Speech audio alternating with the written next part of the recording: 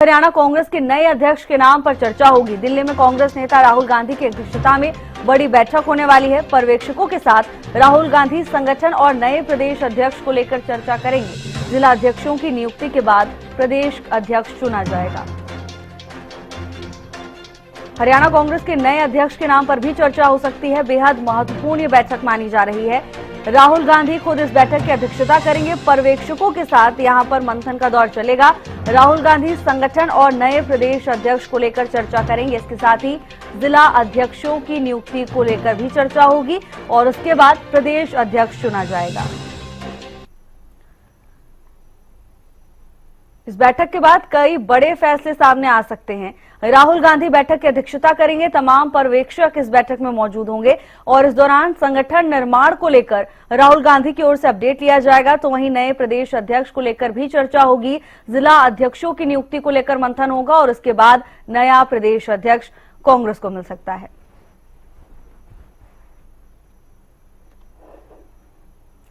अपराजिता हमारे साथ जुड़ गई हैं तमाम जानकारी के साथ। अपराजिता, राहुल गांधी बैठक की अध्यक्षता करेंगे। देखिए, एक तरफ हरियाणा में संगठन निर्माण की कवायद भी तेज है। क्या जानकारी है, कितनी महत्वपूर्ण होगी ये बैठक? बिल्कुल, देखिए, संगठन सृजन अभियान के तहत जिस तरीके से राहुल गांधी चंडीगढ़ पहुंचे थे, बैठक लिया था, जिसके बाद जिम्मेदारी दी गई थी, यानी पर्यवेक्षकों को नियुक्त किया गया है, केंद्र पर्यवेक्षकों को नियुक्त किया गया है। सभी जिलों में उन लोगों के दौरे देखने को मिले थे। किस तरीके से ड्यूटीज दी गई है कि 30 जून से पहले तक, यानी प्रभारी बीके हरिप्रसाद के द्वारा कह दिया गया था कि 30 जून से पहले तक जो जिला अध्यक्ष है उसकी नियुक्ति जिस तरीके से हो जानी चाहिए, तो आवश्यक हो जाता है कि पैनल तैयार करना। तो आज की ये जो बैठक है बेहद ही महत्वपूर्ण इसलिए हो जाती है क्योंकि आज पैनल तैयार जो किया गया है उसे राहुल गांधी के सामने पेश किया जाएगा। करीब 5 से 6 नाम एक पैनल में संभव हैं। सभी जिलों के जो पर्यवेक्षक नियुक्त किए गए हैं, सभी अपने अपने जो पैनल्स हैं, यानी जिला को लेकर के उन सभी का जो रिपोर्ट कार्ड है वो सामने रखते हुए नजर आएंगे। दूसरी अहम चीज हो जाती है कि पर्यवेक्षकों को किस तरीके से रिस्पॉन्स मिला है, यानी गुटबाजी को लेकर भी अपडेट लिया जाएगा, इनडिसिप्लिन को लेकर भी अपडेट लिया जाएगा। इसके अलावा कहीं किसी ने, वरिष्ठ नेता ने, किसी ने दबाव बनाने की कोशिश तो नहीं की पर्यवेक्षकों पर, यह भी लिया जाएगा। जो इनडिसिप्लिन देखने को मिलती है कांग्रेस में या इस बार देखने को मिली है, उन चीजों का भी अपडेट राहुल गांधी के द्वारा लिया जाएगा, जिसके बाद संज्ञान लेते हुए भी राहुल गांधी नजर आ सकते हैं। इसके साथ साथ अहम हो जाता है जिला अध्यक्षों की नियुक्ति होनी, यानी पैनल तैयार किया जा चुका है, लगभग पैनल तैयार हो चुके हैं, जिसे राहुल गांधी के सामने रखा जाएगा, जिसके बाद संभव है कि जिला अध्यक्षों की जो नियुक्ति है वो आने वाले समय में जल्दी होती हुई नजर आ सकती है। हालांकि देखिए, इसके बाद भी संभव है कि 1-2 और दौरे जो पर्यवेक्षक हैं वो करते हुए नजर आ सकते हैं। वहीं देखिए, बीके हरिप्रसाद की भी बात करते तो वो भी लगातार जिस तरीके से हरियाणा दौरे पे लगातार है संगठन सृजन अभियान के तहत, तो जिला अध्यक्ष नियुक्ति बेहद ही महत्वपूर्ण हो जाती है, जिसके लिए खुद राहुल गांधी यहाँ पर अपडेट लेते हुए नजर आ रहे हैं। उसके अलावा अगर हम केंद्र पर्यवेक्षकों की बात करते हैं तो जो पैनल उनके द्वारा तैयार किया गया है, स्ट्रिक्टली कह दिया गया है कि किसी को भी ये पैनल नहीं दिया जाएगा, यानी वो सीधा एक ईमेल अकाउंट बनाया गया है अखिल भारतीय कांग्रेस को, केवल उसे उस मेल में ही इन पर्यवेक्षकों के नाम को भेजा जाएगा, जिसके बाद उस पर आगे क्या डिसीजंस लेने हैं, किसके नाम पर चयन होगा, उन चीजों के डिसीजंस लिए जाएंगे। वहीं जैसे ही जिला अध्यक्ष की नियुक्ति हो जाएगी, जिसके बाद फिर प्रदेश अध्यक्ष की नियुक्ति होनी है, उसके बाद संभव है कि नेता प्रतिपक्ष का भी फैसला होता हुआ नजर आएगा। तो आज की ये बैठक बेहद ही महत्वपूर्ण हो जाती है, क्योंकि जिस तरीके से लगातार कोशिश में जुटी हुई थी कांग्रेस, शीर्ष नेतृत्व जुटे हुए थे, किस तरीके से कांग्रेस हरियाणा में संगठन बना सके, जिला अध्यक्षों की नियुक्ति कर सके, और कहीं ना कहीं ये तस्वीर अब संभव होती हुई भी नजर आ रही है, क्योंकि इससे पहले भी कई बार कोशिश की गई थी, मगर इस बार जो खुद राहुल गांधी संज्ञान लेते हुए नजर आ रहे हैं, यहाँ पे जुड़े हुए हैं कि कैसे भी करके जिला अध्यक्षों की नियुक्ति की जाए, संगठन का निर्माण हो सके, तो संभव है कि इस बार जो तस्वीर है, इस बार जो संभावनाएं हैं संगठन को लेकर, जिला अध्यक्षों की नियुक्ति को लेकर, वो होता हुआ नजर आ सकता है। तो आज की ये बैठक बेहद ही महत्वपूर्ण हो जाती है। हालांकि इसके बाद भी माना जा रहा है कि इसके बाद भी एक और दौरे जो पर्यवेक्षक हैं उनके होते हुए नजर आ सकते हैं, जिसके बाद फाइनल डिसीजंस लिया जाएगा, मगर पैनल आज राहुल गांधी के सामने पेश किया जाएगा। जी बिल्कुल अपराजिता, बिल्कुल ठीक कहा आपने। देखिए, आपने बीके हरिप्रसाद का भी जिक्र किया। इससे पहले उन्होंने तो सिरे से नकार दिया कि गुटबाजी नहीं है कांग्रेस में, लेकिन पर्यवेक्षक जब भी पहुंचे ऐसे कई किस्से सामने आए हैं जिसमें कार्यकर्ता आपस में ही भिड़ते हुए दिखाई दिए। ऐसे में अभी भी ये कांग्रेस के लिए बड़ा चैलेंज है। क्या इसको लेकर भी मंथन हो सकता है? देखिए कहीं ना कहीं यही आवश्यक हो जाता है कि राहुल गांधी खुद इस बैठक की अध्यक्षता कर रहे हैं, यानी इन डिसिप्लिन को भी देखा जाएगा। जिला अध्यक्ष को लेकर जो पैनल तैयार किए गए उनका अपडेट तो जरूर लिया जाएगा, मगर इसके साथ साथ जो इनडिसिप्लिन है, क्या क्या चीजें पर्यवेक्षकों को वहां पर झेलना पड़ा है, किस प्रकार से विरोध देखनी पड़ी थी, पार्टी वर्कर्स के द्वारा सहयोग नहीं मिला, इन सभी चीजों का ब्यौरा खाका सभी राहुल गांधी के सामने रखा जाएगा, जिसके बाद बड़े फैसले लेते हुए राहुल गांधी नजर आ सकते हैं। तो बिल्कुल जिस प्रकार की तस्वीर संगठन को लेकर हरियाणा में देखने को मिली है कांग्रेस में, उन सभी चीजों का अपडेट पर्यवेक्षक देते हुए नजर आएंगे, जिसके बाद संभव है ये कुछ बड़े अहम फैसले राहुल गांधी लेते हुए नजर आ सकते हैं। जी बिल्कुल अपराजिता, और जैसा कि आपने बताया कि हो सकता है मीटिंग में किसी चेहरे को कोई बड़ी जिम्मेदारी दी जाए। अब देखिए अपराजिता, इच्छा तो हर कार्यकर्ता की होती है, ऐसे में क्या ये भी संभव है कि इस मीटिंग के बाद कई लोग कांग्रेस से छिटक सकते हैं? देखिए हालांकि लगातार कोशिश जरूर रहती है कि संगठन का निर्माण हो सके ताकि कांग्रेस और भी ज्यादा मजबूत हो, मगर सबसे ज्यादा जरूरी ये हो जाता है कि कांग्रेस के नेता एकजुट हो। मगर जिस प्रकार की गुटबाजी देखने को मिलती है, जिसको लेकर स्पष्ट कर दिया गया है हाईकमान के द्वारा, चाहे राहुल गांधी हो या प्रभारी के द्वारा, कि किसी प्रकार की गुटबाजी को बर्दाश्त नहीं किया जाएगा। इसी वजह से केंद्र पर्यवेक्षकों की नियुक्ति की गई है। हालांकि राज्य पर्यवेक्षकों की भी नियुक्ति की गई है, मगर उनका इन्वॉल्वमेंट इस प्रकार का नहीं है। संभव है कि अगर किसी को जिम्मेदारी मिलती है और किसी को नहीं मिलती है, जिन्होंने सोच कर रखा हो, तो संभव है कि कुछ चिटक भी सकते हैं या कुछ और लोग जुड़ते हुए भी नजर आ सकते हैं। हालांकि ये तो देखने वाली बात होगी, मगर इस प्रकार की जो संभावनाएं हैं कि अगर किसी को जिम्मेदारी नहीं मिलती, किसी को साइडलाइन किया जाता है, खड़ा रुख अपनाया जाता है, तो संभव है कि चिटकते हुए नजर आ जाते हैं या आ सकते हैं। मगर इससे ज्यादा जरूरी ये हो जाता है कि कांग्रेस एज अ पार्टी बहुत ज्यादा स्ट्रांग हो, जिसको लेकर राहुल गांधी के द्वारा भी कहा गया है कि कांग्रेस में जो हार हुई है हरियाणा में, उसका बहुत मूल्य कारण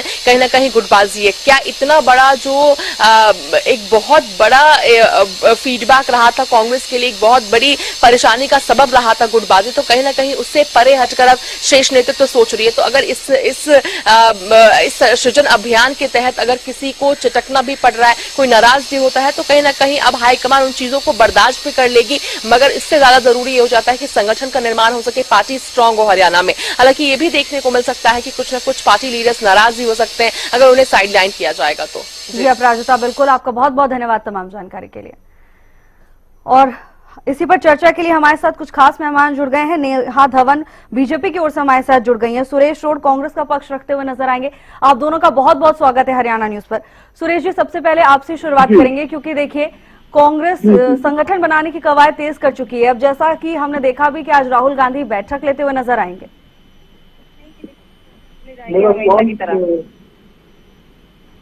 हेलो जी सुरेश जी, आप तक आवाज आ रही है? हाँ आवाज क्या सवाल क्या है आपका मेरे से? सुरेश जी, मैं कह रही थी कि अब राहुल गांधी एक्टिव मोड में नजर आ रहे हैं हरियाणा के संगठन को लेकर। अब मीडिया पहचानने लगे, इसके लिए आप सभी आपके पात्र हैं। राहुल गांधी तो बचपन से ही एक शहीदों के परिवार में जन्म लेकर स्वतंत्रता संग्राम की विचारधारा को लेकर इस परिवार की परंपरा को आगे बढ़ाते नजर आ रहे हैं। बड़ा गुमान था इस सड़क के लिए अपना लंबा होने का राहुल गांधी के हौसलों ने क्या दुनिया की। इतनी लंबी यात्रा दुनिया के इतिहास में किसी भी नहीं थी, और इतनी स्टीप भविष्यवाणी शायद ही किसी बेटी सरकारी ने करी थी। दोनों ने कहा जीडीपी इतनी गिरेगी, वो गिरी, बीमारी फैलेगी, कोविड फैला। नरेंद्र मोदी जैसे तानाशाह की आंखों में आंख डालकर जो बात राहुल गांधी जी ने कही है, बेरोजगारी की बात कही थी, किसानों की एमएसपी की मांग मानने की बात भी राहुल गांधी जी ने कही थी कि आप इसी लोकसभा में उनको कानून बनाते नजर आओगे, माननी पड़ी थी मोदी जी को। और जब किसानों की शहीदी के ऊपर उन्होंने श्रद्धांजलि की बात कही तो नरेंद्र मोदी जी ने अमित शाह जी हंस रहे कि हमारे 2 मिनट का मौन रखने से किसान जिंदा हो जाएंगे। पूरी उस परिस्थिति में उन लोगों को माननी पड़ी। यानी आप दूरदृष्टि की अगर बात करें तो दुनिया में राहुल गांधी जी ज्यादा दूरदृष्टि वाला कोई नेता नहीं है। नरेंद्र मोदी जी ने पूरे देश का बजट राहुल गांधी जी को पप्पू साबित करने में लगाया, लेकिन उनको मुंह की खानी पड़ी। आज देश का युवा, महिलाएं, बुजुर्ग, यानी पूरा हिंदुस्तान राहुल गांधी को इंदिरा गांधी के पोते के नाम से जानती हैं। शहीद राहुल गांधी के पास आएंगे। सुरेश जी, हरियाणा में संगठन निर्माण को लेकर सवाल था। हाँ नहीं, मैं वही बात कर, मैं आज उससे कंक्लूड करता हूँ। आज पूरा देश राहुल गांधी को उस विचारधारा का एक कार्यवाहक मानता है, और उसी के तहत जो हरियाणा में संगठन की बात है, 70 साल बाद कांग्रेस पार्टी नींव की ईंट रखने जा रही है। जिलाध्यक्ष ऐसे होंगे जो आरएसएस की नफरतवादी विचारधारा को हासिल पर पहुंचाने का कार्य करेंगे। यहाँ भारतीय जनता पार्टी की तरह सीट पे काम नहीं होता, जैसे वसुंधरा राजे को प्रतीक करती है। ये तो एक नाटक होता है इस तरह से, और मुख्यमंत्री के भविष्य का फैसला हो जाता है इस सीट में। हमारे यहाँ ये फतवा जारी नहीं होता। हमारे यहाँ पर खड़गे जी का भी चुनाव हुआ, कश्मीर से कन्याकुमारी तक कांग्रेस पार्टी के ब्लॉक अध्यक्षों की वोट से हुआ। सुरेश रोड खुद आसाम में डिस्ट्रिक्ट रिटर्निंग ऑफिसर की हैसियत से खड़गे जी के चुनाव में 2022 में काम करके आया है। और यही तरीका आज एआईसीसी के ऑब्जर्वर और प्रदेश ऑब्जर्वरों के सहयोग से मेरिट के ऊपर हरियाणा के 22 से 22 जिलाध्यक्षों का चयन करके आएंगे। राहुल गांधी जी ने आज काफी शीघ्रता से, हम धन्यवादी हैं कांग्रेस के कार्यकर्ता की, उन्होंने तुरंत एआईसीसी ऑब्जर्वर की बैठक बुलाई है आज शाम को 4 बजे में। ठीक है सुरेश जी, आपने ठीक कहा, लेकिन काफी समय लग गया कांग्रेस को फैसला लेने में कि संगठन पे भी थोड़ा जोर देना है।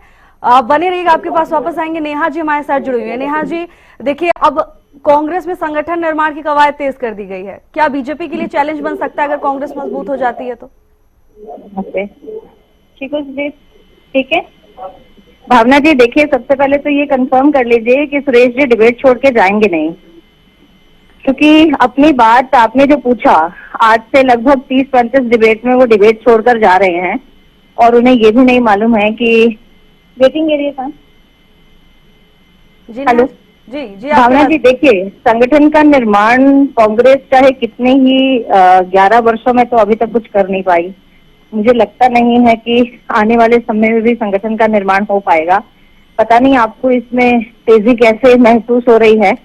राहुल गांधी जी चंडीगढ़ आए, क्या कर गए, उसके बाद इतने दिन हो गए, अभी तक आपको संगठन का कोई नामो निशान नजर नहीं आता होगा, ना ही आगे की प्रोसेस नजर आई। जो भी आगे की प्रोसेस नजर आई, चाहे वो करनाल की बात हो, भिवानी की बात हो, कांग्रेस के कार्यकर्ता आपस में जूतम बजाई करते हुए नजर आए, एक दूसरे पर छीटाकशी करते हुए नजर आए। जिलाध्यक्ष का तो चुनाव कांग्रेस में बिना लठबाजी के, बिना गाली गलौज के, बिना हाथापाई के, बिना लड़ाई के नहीं हो सकता। तो वो राज्य की सरकार को बनाने की किस तरह से एक आदर्श सरकार बनाने के लायक है, मुझे ये समझ में नहीं आती। और केंद्र के सपने जो राहुल गांधी जी संजो रहे हैं इन कार्यकर्ताओं के भरोसे, मुझे लगता है कि वो सपना इस जन्म में तो उनका पूरा होने वाला नहीं है। जहां तक बात सुरेश रोड साहब की है, सुरेश रोड साहब तो अपनी दुनिया में गुम रहते हैं। आज तक की डिबेट में कभी लॉजिकल बात नहीं की। जो प्रश्न एंकर पूछता है, जो प्रश्न जनता पूछती है कांग्रेस से, उसका जवाब इनके पास होता नहीं। नरेंद्र मोदी जी को गाली निकालने में सबसे अव्वल नंबर पर रहते हैं। सुरेश जी, अगर नरेंद्र मोदी जी को गाली निकालकर राहुल गांधी प्रधानमंत्री बनते हो तो भी अच्छा है, लेकिन इतने वर्ष हो गए आपको ये सब करते हुए, फिर भी आप राहुल गांधी जैसे व्यक्ति को प्रधानमंत्री नहीं बना पाए, हुड्डा जी को वापस सरकार में नहीं ला पाए, तो क्या फायदा ऐसी झूठी बातें हर रोज डिबेट में बैठ के बोलने का। अभी आप बात कर रहे थे कि नरेंद्र मोदी जी ने अपने 11 वर्षों के कार्यकाल में सारा बजट राहुल गांधी को पप्पू बनाने में लगा दिया, लेकिन शायद रोड साहब अपनी पुराने इतिहास को भूल गए हैं कि सबसे पहली बार राहुल गांधी को बाबा और पप्पू कहने की बात कांग्रेस के वरिष्ठ नेताओं ने शुरू की थी। हमने नहीं कहा, जनता ने नहीं कहा, सबसे पहले कांग्रेस के बड़े वरिष्ठ नेताओं ने ही राहुल गांधी को पप्पू कहा था, पब्लिकली कहा था, माइक में कहा था। तो मुझे लगता है कि शर्म से इनका सिर झुक जाना चाहिए और अपने संगठन के निर्माण के लिए अच्छी तरीके से लगना चाहिए, गुटबाजी को साइड में रखना चाहिए और कांग्रेस की मूल विचारधारा पर काम करना चाहिए, ना कि किसी एक व्यक्ति विशेष की पार्टी बनाकर। या हुड्डा जी के नाम पर हरियाणा में चुनाव लड़ा इन्होंने, क्या मिला? कांग्रेस के नाम पर चुनाव लड़ते तो शायद उन्हें कुछ ज्यादा मिल जाता। आपस की गुटबाजी जो है ये छोड़ते नहीं है। सबको मुख्यमंत्री बनने की चाह है, चाहे वो हुड्डा साहब हैं, कुमारी शैलजा जी हैं, चाहे रणजेवाला हैं, चाहे अन्य इनके नेता हैं, सबको मुख्यमंत्री बनने की चाह है। पद की लालसा इतनी भरी हुई है। अब जिलाध्यक्ष के चुनाव के लिए जो बातें सामने आई, कार्यकर्ता आपस में लड़ाई क्यों कर रहे थे, वो विषय भी आपने देखा। कार्यकर्ताओं में पर्सनल स्वार्थ है, राजनीतिक ध्येय के लिए काम करते हैं। भारतीय जनता पार्टी की रीति नीति है कि सबसे पहले देश, उसके बाद संगठन और आपका पारिवारिक और पर्सनल स्वार्थ सबसे लास्ट में। ये त्याग की भावना जब तक किसी संगठन के कार्यकर्ता में नहीं आती, तब तक वो संगठन जो है वो देश को आगे रखकर काम नहीं कर सकता, देशभक्ति से काम नहीं कर सकता और देश के विकास और उन्नति के लिए तो विचार ही नहीं रख सकता। कांग्रेस के कार्यकर्ता सबसे पहले अपने आप को, अपने स्वार्थ को आगे रखकर संगठन के निर्माण में भी भूमिका निभा रहे हैं। तो वो जब देश पर सत्ता में काबिज होंगे और जैसे पिछले 50 से ज्यादा वर्षों तक वो केंद्र की सरकार में रहे, हरियाणा की सरकारों में रहे, अन्य राज्यों की सरकारों में रहे, तो सबसे पहले अपने घर बनने का काम किया। तभी तो भाई भतीजावाद, भ्रष्टाचार और जितना जाति पात की बातें हैं वो इनकी सरकार के समय में बढ़ी, महंगाई इनके समय में बढ़ी। 13.63% जो है महंगाई दर था जब माननीय मनमोहन सिंह जी प्रधानमंत्री थे और कैबिनेट मंत्री थे जब वित्त मंत्रालय के। आप देखिए कि सबसे ज्यादा दौर महंगाई का हमने इनके कार्यकाल में देखा और आज ये भाषण देते हैं कि मोदी जी के कार्यकाल में महंगाई दर इतनी है। आज महंगाई दर 5.32%। जी ठीक है, देखिए कांग्रेस के जो चैलेंजेस है हरियाणा में पार्टी को लेकर वो तो जग जाहिर है, अंतरकलह हो गई, गुटबाजी हो गई, लेकिन अब राहुल गांधी जिस तरह से संज्ञान में ले रहे हैं, कहीं ऐसा ना हो बीजेपी इस पूरी चीज को अंडर एस्टिमेट कर दे और नुकसान झेलना पड़े। भावना जी, मुझे लगता है सुरेश जी फिर से भगोड़े हो गए और फिर से ये डिबेट छोड़कर भाग गए हैं, इसीलिए आप मुझसे ही प्रश्न किए जा रहे हैं। आप यहीं से समझ लीजिए और आपकी डिबेट को सुनने वाला हर व्यक्ति, देखने वाला हर व्यक्ति ये बात समझे कि जो व्यक्ति मैदान में खड़े होकर अपनी बात बोलकर कुछ भी मन में आया, मुंह में आया बोलकर निकल गए, पर उनकी मैं सही कहूंगी कि सुरेश रोड साहब का स्टेटस क्या है प्रधानमंत्री को गाली देने का? सुरेश रोड साहब हैं क्या? आज की तारीख में हुड्डा जी हैं क्या जो प्रधानमंत्री जी को गाली दें? कांग्रेस है क्या जो प्रधानमंत्री जी को गाली दे? आज जो देश को प्रधानमंत्री जी ने दिया है वो कांग्रेस की आजादी के बाद के अब तक 75 वर्षों में कोई नहीं दे पाया। इस बात से तो जनता वाकिफ है और इस बात से जनता सहमत है, इसीलिए तो उन्होंने तीसरी बार उनको प्रधानमंत्री बनाया, इसीलिए उनका समर्थन किया। और ऐसे व्यक्ति को, ऐसी शख्सियत को ये लोग इतना मीडिया में रहकर इतना नीचा दिखाते हैं, शर्म आनी चाहिए इनको। सुरेश रोड जी तो हमारे साथ नहीं है, लेकिन आपकी बातों का जवाब देने के लिए हमारे साथ कांग्रेस के एक और प्रवक्ता जुड़ गए हैं, वेद प्रकाश विद्रोही जी। आपका बहुत बहुत स्वागत है हरियाणा न्यूज पर। धन्यवाद जी वेद जी, आपने नेहा जी की बातों को सुन लिया होगा, क्या जवाब देंगे? मैंने नहीं सुना जी, अभी जुड़ा हूँ। वेद जी देखिए, हरियाणा में कांग्रेस संगठन निर्माण की कवायद तो तेज कर रही है, लेकिन गुटबाजी, अंतरकलह, कार्यकर्ताओं में आपसी झड़प, इन सभी चीजों को लेकर सवाल खड़े हो रहे हैं। देखिए, ना तो कोई गुटबाजी है, ना कोई कार्यकर्ताओं में झड़प है। भाजपा क्योंकि हमारा विपक्षी दल है, वो क्या कहता है क्या नहीं कहता, हमें उससे कोई लेना देना नहीं। ये कटु सत्य है, 11-12 सालों से हमारा संगठन नहीं है, इसलिए 11-12 सालों से संगठन न होने की वजह से यदि विपक्षी दल हम पर तंज कसते हैं तो कसे, उनका लोकतांत्रिक अधिकार है। लेकिन अब पार्टी ने तय कर लिया है कि भाई संगठन बनेगा, 15 जुलाई तक बन जाएगा। 21 जिलों में हमारी बैठकें हो चुकी हैं और सभी जगह बैठकें करने के बाद जो लोग जिन्होंने आवेदन किए हैं उन सब के आवेदन आ चुके हैं। अब लास्ट लेग पर हमारे उन आवेदनकर्ताओं के इंटरव्यू चल रहे हैं और 30 जून तक 6 लोगों का पैनल हम बनाकर हाईकमांड को भेज देंगे। हमारे यहाँ 33 जिला अध्यक्ष बनने हैं, ग्रामीण और शहरी, तो 33 जिला अध्यक्षों के पैनल, 6 लोगों के नाम आप 30 जून तक पार्टी हाईकमांड के पास पहुंच जाएंगे और 15 जुलाई तक उन पर फैसला हो जाएगा। कांग्रेस का संगठन भी बनेगा और कांग्रेस मजबूती से लड़ाई भी लड़ेगी। हाँ, ये कटु सत्य है, यदि हमारा संगठन होता तो आज भाजपा सत्ता में नहीं होती, हम सत्ता में होते, भाजपा सत्ता से बाहर होती। हमें और भाजपा को बराबर वोट मिली है, फिर भी वो सत्ता अहंकार में ऐसा प्रदर्शित कर रहे हैं जैसे कांग्रेस तो कहीं है ही नहीं। और इनके नेता भी कई बार स्वीकार कर चुके हैं कि कांग्रेस की हार संगठन में होने की वजह से हुई है। तो आप सहज अनुमान लगा लो कि जब बगैर संगठन हमने इतनी कड़ी टक्कर दे दी थी, अगर हमारा संगठन होता तो कितनी बड़ी टक्कर हम देते। और हमारी देखिए, आप तो कह रहे हैं कि कार्यकर्ताओं में झड़प नहीं है, लेकिन तस्वीरें हम सबने देखी है। लेकिन फिर भी क्योंकि आप कह रहे हैं अपनी पार्टी के लिए, तो एक बार नेहा जी से भी पूछ लेते हैं। वेद प्रकाश जी, आप तो खुली आंखों से सपने देख रहे हैं। मैडम, तो खुली आंखों से सपने, ठीक है नेहा जी, आप केवल कोशिश करिएगा जितनी जल्दी आप अपनी बात को खत्म कर सके, क्योंकि वेद जी भी हमारे साथ जुड़े हैं। वेद जी आपके पास वापस आएंगे। देखिए वेद प्रकाश विद्रोही जी, आप तो खुली आंखों से सपने देख रहे हैं और खुली आंखों से देखने वाले सपने कभी पूरे नहीं होते। आपके प्रवक्ता तो मैदान छोड़कर बात बीच में छोड़कर चले जाते हैं। अब आप आए हैं, बहुत अच्छी बात है। आप बहुत ही सभ्य प्रवक्ता हैं कांग्रेस के और बहुत ही गुणवान प्रवक्ता हैं। मैं बिल्कुल आपकी इज्जत करती हूँ, लेकिन आपने स्पष्ट झूठ बोल दिया आज की इस डिबेट में कि अंत्यकलह कांग्रेस में है ही नहीं। बच्चा बच्चा हरियाणा प्रदेश का छोड़िए, पूरे देश भर में, गुजरात हो, कर्नाटक हो, केरल हो, हिमाचल प्रदेश हो, उत्तराखंड हो, कहीं की भी कांग्रेस को उठाकर देख लीजिए, सभी जगह पर अंत्यकलह है। सभी जगह पर आपस में बड़े नेता एक दूसरे से लड़ते हैं।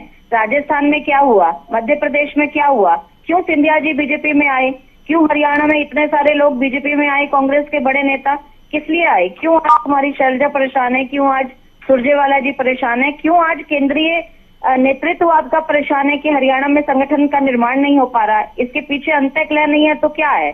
बच्चा बच्चा इस बात से वाकिफ है। आप स्पष्ट सफेद ठीक है झूठ बोल रहे हैं कि वेद जी, अंत्यकलह जवाब नहीं दीजिए। है। ठीक है नेहा जी, ठीक है वेद जी। नेहा जी ना थी अधूरी बात हमारी, पूरी बात सुन लेती थी। ये बात कैसी हुई?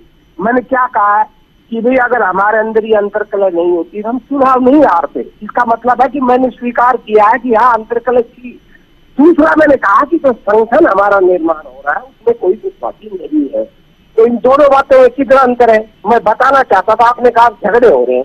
देखिए मैडम, अगर झगड़े की वजह से एक भी हमारी बैठक स्थगित हुई तो बता दो कहीं भी। हाँ, एक विवाद ज्यादा टोहाना में जरूर हुआ था, उसके अलावा मामूली 1-2 मिनट की गर्मा गर्मी तो आप कह सकते हो। अगर आप गर्मा गर्मी को झगड़े से तोलती है तो ये आपका अधिकार है। मैं भाजपा को भी नहीं रोक सकता और एक पत्रकार के नाते विश्लेषण करने वाले आपको भी नहीं रोक सकता।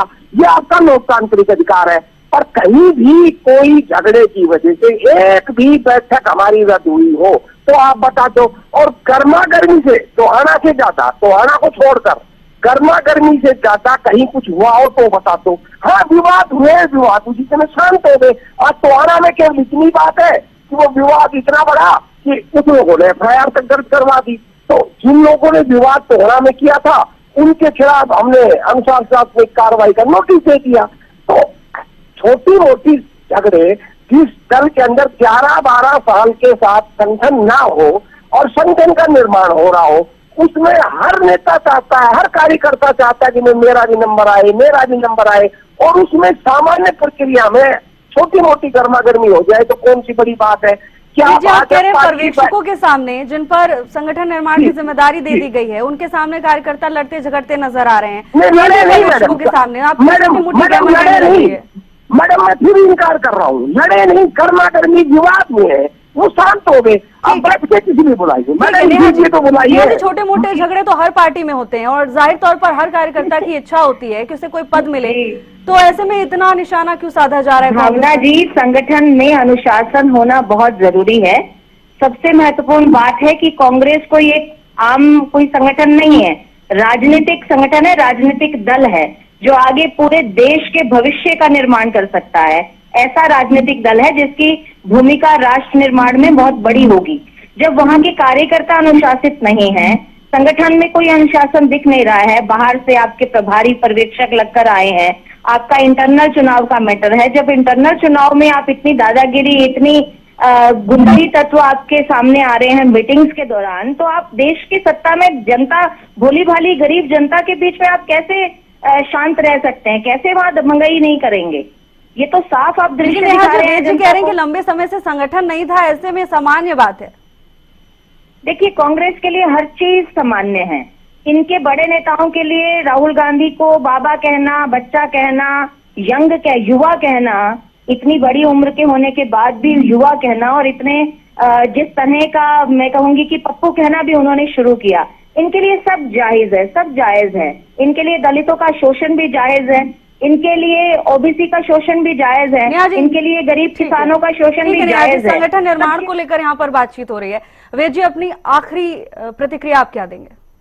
देखिए मैडम, मैंने बार बार कहा है, भाजपा को डर है कि जब बगैर संगठन कांग्रेस इतनी मजबूत थी, संगठन बन गया तो जो आने वाले 4 साल है उसमें ये सत्ता नहीं चला पाएंगे और इनको बीच में ही सत्ता छोड़कर भागना पड़ेगा। इस डर के कारण ये तिल का तार बना रहे हैं। मैं भाजपा की बैठकों की पता नहीं कितने खबरें बता दूं। जिसमें झगड़े होते हैं। हमारे यहाँ एक बैठक, मैं तो चुनौती दे रहा हूँ नेहा को कि आप हमें एक दिल को खुश रखने को गालिब ये ख्याल अच्छा है आप उम्मीद जता रहे हैं और कांग्रेस के संगठन के निर्माण की उम्मीद आपको नजर आ रही है। मुझे लगता है कि शायद आप ही सबसे बड़े सकारात्मक और पॉजिटिव विचार के व्यक्ति हैं कांग्रेस के पास में। बाकी सब तो मुझे नहीं लगता कि संगठन को इस दृष्टि से देख रहे हैं। ठीक है नेहा जी और वेद जी, आप दोनों का बहुत बहुत धन्यवाद हमारे साथ जुड़ने के लिए।